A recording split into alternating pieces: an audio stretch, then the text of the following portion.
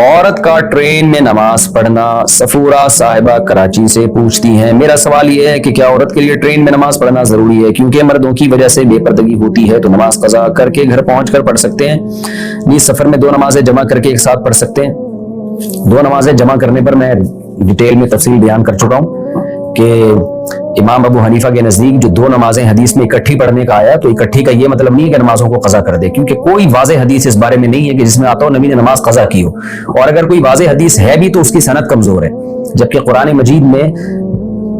ایک جگہ نہیں متعدد جگہ پر اللہ نے حکم دیا کہ اپنی نمازوں کی حفاظت کرو، اور نمازوں کی اللہ نے ٹائم متعین کیے ہیں۔ تو ظاہر حفاظت کا مطلب یہی ہے کہ جو معروف وقت ہے نمازوں کا، جو 5 ٹائم الگ الگ وقت ہے، تو اس کے حساب سے نماز پڑھا کرو۔ تو وہ حدیثیں دن میں 2 نمازیں اکٹھی کرنے کا آتا ہے، تو ان میں وہ والی حدیثیں جن میں آتا ہے کہ ایک وقت یعنی دوسرے وقت میں داخل کر کے نبی نے نماز پڑھی ہے،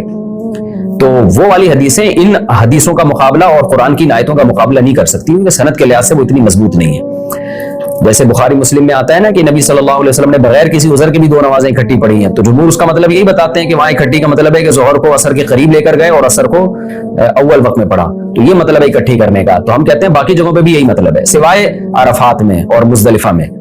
وہاں حقیقت میں آپ صلی اللہ علیہ وسلم نے 2 نمازیں اکٹھی پڑھی ہیں، تو اس لیے ہم اس کو جائز نہیں سمجھتے۔ باقی کوئی فقہ شافعی کو فالو کرتا ہے یا فقہ مالکیہ کو فالو کرتا ہے تو پراپر ایک فقہ کو پھر فالو کرے۔ اب حنفی لوگ کیا کرتے ہیں کہ 2 نمازیں اکٹھی پڑھنے کے لیے شافعی بن جاتے ہیں، اور جب امام شافعی کہتے ہیں کہ صدقہ فطر میں آپ کو گندم ہی دینا پڑے گا،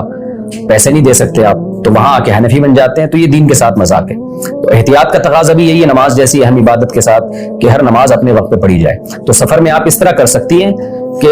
اپنے پاس موبائل کی ایپ میں نمازوں کا ٹائم رکھیں، ظہر کو آپ پڑھیں بالکل آخری وقت میں، سلام پھیرنے کے بعد تھوڑی دیر کے بعد ہی عصر کا وقت شروع ہو جائے، بے شک آدھا منٹ بعد شروع ہو جائے تو آپ نے آدھا منٹ بعد 1 منٹ بعد عصر پڑھ لینی ہے۔ اس طرح مغرب کو ڈیلے کریں، آپ عشاء سے تھوڑی دیر پہلے پڑھیں، اور جیسے ہی مغرب ختم ہو تو فوراً تھوڑی دیر میں عشاء کا وقت ہو جائے گا، فوراً عشاء بھی پڑھ لیں۔ تو اس طرح سے 2 نمازیں اکٹھی، اور یہ حدیث سے ثابت ہے۔ لیکن یہ بھی عام معمول نہیں تھا نبی صلی اللہ علیہ وسلم کا، کبھی کبھار۔ تو اگر آپ کو کہیں مشکل ہو تو اس پر عمل کریں، ورنہ سفر میں بھی کوشش یہی کریں ہر نماز پراپر اپنے ٹائم پر ہو۔ باقی جو آپ نے مسئلہ پوچھا ہے کہ جی بے پردگی کی وجہ سے نماز چھوڑی جا سکتی ہے، تو بالکل نہیں چھوڑی جا سکتی۔